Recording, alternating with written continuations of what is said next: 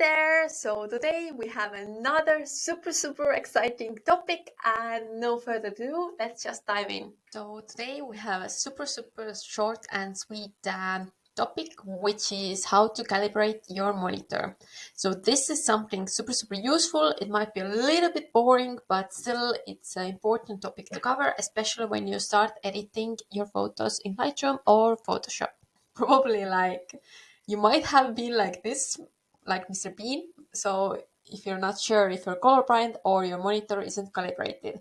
And this is something that, almost every photographer stumble on, and you can definitely recognize this kind of thing. And it's also like the case that sometimes people say like, oh, your photos are like this, but then you have to question whose monitor is calibrated and which monitor isn't the best one.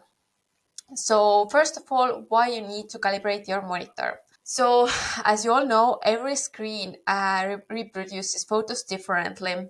So that's why you have to be super careful before you start editing and make sure that your monitor in general is calibrated. So changes after the monitor has been running for a while. So this is another important topic, is that after you thought that, okay, I have calibrated, I got a new laptop, I have calibrated my monitor, and I got a new screen, and I have calibrated my monitor, but in the end of the day, it changes. And when you have been using your monitor for a while, then you really need to do it again. I know that some photographers are calibrating their monitor every week, every month. So some of them are like every 6 months. So it completely depends on you and depends on how much you use your monitor. I personally calibrate it every few months, and for me it's like, probably I should do it even more often. But this is one of the basics that have to be like in your yearly schedule, basically, because it's super easy to forget. Because in the end of the day, we work a lot on white balance on Photoshop and Lightroom to get it right. But in the end of the day, if your monitor is not calibrated, then it might not make a difference whatsoever if your monitor in general isn't the best one. This is another super common question that we get, is monitor calibrated only for printing, and will I mess up my photos online? So as we showed you before, then exporting files, for example, from Lightroom, it's also always different compared to the thing like if you're using them for print, if you're using them for web. So there are all different requirements. For web, it's like on Lightroom you can also like see like sharpen for screen, and no, it doesn't. No way, it's not gonna mess up your photos. And that the purpose of calibration is to make sure that your eyes will see the photos the same way on your screen as others will see it. So that's why calibrating is a safe option. So definitely do it. And if someone is complaining that your photos aren't like properly colored, then definitely think about like is their monitor calibrated or not. And again, like for prints, photos will look very close to how it looked like on your computer screen. So that's why it's super important before you start to print your photos as well.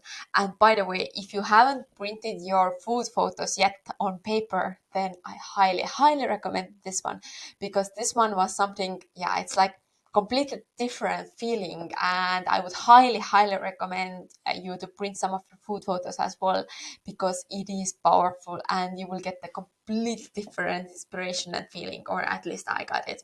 But definitely if you do, then tag us on Instagram, and we would love to see your photos printed as well, and tell us how you felt about it. So here's another thing that you have like this kind of special tools for calibrating your screen. I personally don't use it, but I know that if you're like some photographers are using it because they want to go like super detailed. So these are definitely the things to look into, and then just like Google like these kind of tools. But for this video purpose here is just to mention that these tools exist, and you can really go into details with calibrating your screen in general. Another free option is, again, like go it depends on if you're on Windows or MacBook, but the Windows instructions are here. So definitely pause the video and read them if you're on Windows, and then calibrate your screen straight away. And for example, in MacBook, you just go to System Preference, Display, Color, and here are like the instructions how to calibrate your screen on MacBook as well. And definitely pause the video, like do it straight away, and once it's done, it's done. And then you can always like put a reminder in your calendar, and every few months you check your screen again.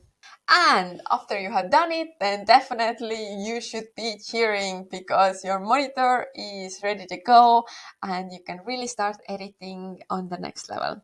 Thank you for watching. I hope this was useful, and we will see you in the next one. Bye!